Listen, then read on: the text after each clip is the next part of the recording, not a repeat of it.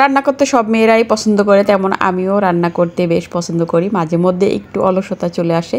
আজকে মা আমি একসাথে রান্না করতে চলে এসেছি, বাহির থেকে ঘুরে এসে তারপরে রান্নাটা ভাবলাম শুরু করি। তো এই যে বাহির থেকে এসেই বাচ্চাদের জন্য একটু নুডলস রান্না করে নিচ্ছি। আর মৌ আমার সাথে দেখা যায় মাঝে মধ্যে যতক্ষণ আমি রান্নাঘরে থাকি একটু একটু করে আসবে আর বলবে মাম্মা আমি এটা একটু করি। তো এই যে এখানে হলো একটু রান্না করার ট্রাই করছিল। তো এখন আমি এখানে মাংস রান্না বসে দিয়েছি। আজকে মাটির চুলায় মাংস রান্না খেতে ইচ্ছে করছিল, তো মাটির চুলায় যেহেতু সম্ভব না তার জন্য গ্যাসের চুলায় বসে দিলাম। কারেন্টে আজকে আর নাই রান্না করি। তো এখানে আমি সব কিছু গোটা মশলা দিয়ে রান্না করব। এখানে রসুন কুচি, পেঁয়াজ কুচি দিয়ে দিয়েছি আর মাংসটা ভালোভাবে আগের থেকেই ধুয়ে তারপরে দিয়ে দিয়েছি। এখন গোটা জিরা দিয়ে দিব আর সব কিছু আজকে গোটা মশলায় রান্না করব। মাঝে মধ্যে এভাবে রান্না করলেও কিন্তু ভালো লাগে।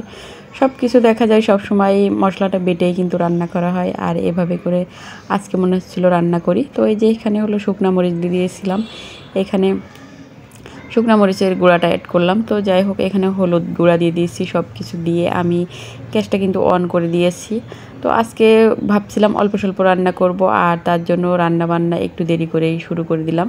তো এখানে যে রান্নাটা অলরেডি আমি বসে দিয়েছি, আর এখন সব কিছু মিক্স করে নিব, যা যা দেওয়ার সব কিছু দেওয়া হয়ে গেছে। আর এখানে এলাচটা দিতে আমার মনে ছিল না, তো যাই হোক এখন দিয়ে দিলাম। দিয়ে এখন ভালোভাবে মিক্স করে তারপরে হলো পানি একবারেই কম দিব, যেহেতু কষা মাংস করব তার জন্য পানিটা কম দিয়ে তারপরে এভাবে ঢাকা দিয়ে রেখে দিব। আর রান্না করার সময় আজকে কারেন্ট চলে গিয়েছিলো, তো তাতেও সমস্যা নেই, যেহেতু আজকে গ্যাসে রান্নার প্ল্যান করে আগের থেকে রেখেছি তার জন্য ভাবলাম যে কারেন্ট এখন গেলেও সমস্যা নাই। তো এই যে এখানে সব কিছু একবারে মিক্স করে কিছুটা পানি দিয়ে দিব, পরে তারপরে হয়ে যাবে।